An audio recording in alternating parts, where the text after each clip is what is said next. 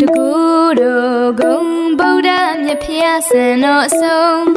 တီထားပုံအတိကထင်ရှားစွာပဲကျုံဘူးရှိကဂုံတဲ့ညီနောင်တူဆုံးမစ္စည်းမကိုသွားဖျားပွင့်တာနဲ့အခါကျုံပြမုံစွမ်းတွေလူပါကုန်အဟောတာပြည်စုံမနောဟာရယမွေပုံအနာဂတန်ညေနော